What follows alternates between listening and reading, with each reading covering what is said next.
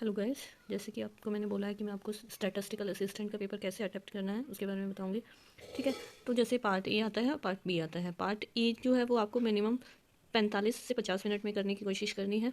अच्छा, इसमें आपकी कुछ और भी क्वेरी होंगी, जैसे कि आप एक बार अगर एक लैंग्वेज चूज़ करने के बाद किसी बीच में किसी क्वेश्चन की प्रॉब्लम आ रही है आपको उसको समझने में, तो क्या आप उसको हिंदी कर सकते हैं? मान लो आपने इंग्लिश चूज़ कर लिया, तो क्या होगा, ये आपका हर क्वेश्चन इंग्लिश में आएगा, बट क्या कर सकते हो आप, एक कॉर्नर में आपको एक चेंज करने का ऑप्शन मिलेगा, जिससे अगर आपने इंग्लिश कर रखा है तो आप वहाँ से हिंदी कर सकते हो चूज़। ठीक है, फिर सबसे पहले रीजनिंग आएगी, जीके आएगा, मैथ्स आएगा, इंग्लिश आएगा, हिंदी आएगा। तो आपको इसको मिनिमम 45 मिनट्स टू 50 मिनट्स में करने की कोशिश करनी है। रीजनिंग को 15 से 16 मिनट में, जीके को 4 से 5 मिनट में, क्योंकि जीके को बस पढ़ना है और एक बार में पढ़ना है, कंसंट्रेशन करके पढ़ना है और आपको सीधा आंसर देना है। ठीक है, अर्थमेटिक एबिलिटी आएगी, 15 मिनट में करना है आपको इसको। और इसमें और रीजनिंग में आपके फुल 2 मार्क्स होने चाहिए, अप्रॉक्स 19 इतना तो आना ही चाहिए। फिर आपको सेकंड पार्ट मिलेगा। सेकंड पार्ट में आपको 20-20 नंबर के 5 डिसिप्लिन्स मिलेंगे, उसमें आपको सॉल्व करना है। ठीक है, यूआर के लिए जो क्राइटेरिया रहेगा 40% सेकंड पार्ट में है ये, ओबीसी के लिए 35%, एससी एसटी के लिए 30%। अच्छा, फिर आपको नेगेटिव मार्किंग इसमें 1/4 होगी।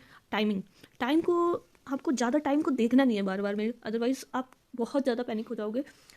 आप खुद से बस करते जाओ। ठीक है, लेकिन क्या है कि आपको बस सोचना नहीं है एक क्वेश्चन को पढ़ने के बाद कि सोचने बैठ जाओ, कुछ वो नहीं करना है। उसके बाद दूसरा होता है एक स्पीड को आपको अपनी स्पीड को मतलब तेज़ रखना है। पढ़ने की स्पीड को, रीड करने की स्पीड को बहुत तेज़ रखना है। क्या होता है, परफॉर्मेंस की और टाइमिंग का एक ग्राफ होता है कि आप जब शुरू में क्वेश्चन पढ़ रहे हो बहुत अच्छे से परफॉर्म कर रहे हो, बट क्या होता है जैसे जैसे टाइम एंड में आप पहुँचोगे, मीन्स 2 घंटे के आसपास पहुँच जाओगे, 1.5 घंटे के बाद आपकी परफॉर्मेंस लो हो जाती है स्क्रीन पे काम करते करते। ठीक है, इसको भी मेंटेन करना है। फिर सब्जेक्ट कंसर्न में आपको ना लास्ट तक जाने की कोशिश करनी है, क्योंकि बच्चे ना 200 क्वेश्चंस अटेम्प्ट नहीं कर पाते हैं बिल्कुल भी। ठीक है, अच्छा, एक कन्फ्यूज़न और बच्चों को होगी कि क्या होता है, एक कन्फ्यूज़न और होती है कि आपने एक पार्ट जैसे स्टार्ट किया आपने अपना एग्जाम, पहले रीजनिंग आती है, जीके आती है, अर्थमेटिक आता है, इंग्लिश आता है, हिंदी आता है। तो क्या है, मान लो रीजनिंग में आपने 1 2 3 4 5 क्वेश्चन कर लिए, 5वें पे आपको कन्फ्यूज़न हो गई, तो क्या हुआ, आप छठा सातवां 20 आपने कर लिया, लेकिन अभी आपने सबमिट नहीं किया। तो आप इस जो ये 5वां क्वेश्चन छोड़ा था आपने, ये आप दोबारा कर सकते हो। लेकिन अगर आपने इसको सबमिट कर दिया रीजनिंग वाले साइड को, तो आप जीके पर पहुंच गए। तो जीके को पे पहुंचने के बाद आप इस पे दोबारा विजिट नहीं कर सकते हो। मान लो कई बार क्या होता है, आप सोचो कि आपको ये इन पे अभी टाइम नहीं लगाना है, आपको सबसे फेवरेट सब्जेक्ट है हिंदी, आप पहले हिंदी को करना चाहते हो, तो क्या होगा, हिंदी कर तो लोगे, लेकिन आपके जो पहले के जो 4 पार्ट है ये ऑटोमेटिकली सबमिट हो जाएंगे, आप इसको विजिट नहीं कर पाओगे। तो इसलिए सबसे अच्छा ऑप्शन है, आपके सामने जो क्वेश्चन आ रहा है उसको अच्छे से पढ़ो, एक बार में पढ़ के और आंसर दे दो।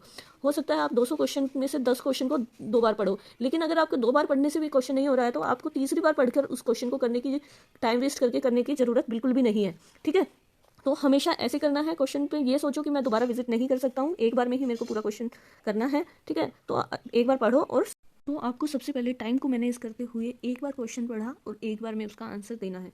दूसरी बार उस क्वेश्चन को पढ़ के टाइम वेस्ट करने की उस पर कोई ज़रूरत नहीं है। और तीसरी बार तो उस क्वेश्चन को बिल्कुल भी नहीं पढ़ना है, क्योंकि आप 3 क्वेश्चन का टाइम में से एक क्वेश्चन ठीक करते हो, इतने में आप 2 क्वेश्चन अगले कर सकते थे। ठीक है, तो नहीं करना है ये टाइम वेस्ट। आपको कोई ब्लैंक फायर नहीं करनी है, तुक्के नहीं मारने हैं, जीके में तो बिल्कुल भी तुक्के नहीं मारने हैं। एक्यूरेसी पर ध्यान देना, नेगेटिव मार्किंग से बिल्कुल बचना। 100% आप अटेम्प्ट करने के चक्कर में नहीं रहिए, क्योंकि कट ऑफ 110 115 तक जाएगी, क्योंकि बैक जाने का ऑप्शन नहीं है। तो बच्चा ऑलमोस्ट 160-70 तक भी अटैम्प्ट कर ले, ये बहुत बड़ी बात है।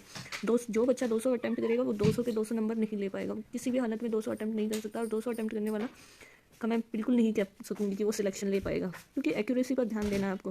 ठीक है, और अपने मन में बिल्कुल ये मत सोचे कि आप ये एग्ज़ाम नहीं हुआ तो आपका क्या होगा, क्योंकि इससे आपकी परफॉर्मेंस मतलब ख़राब होगी, मीन्स इससे इफेक्ट पड़ेगा आपकी परफॉर्मेंस पे। तो गुड लक, आप यू ऑल टेक केयर, पढ़ते रहो अच्छे से।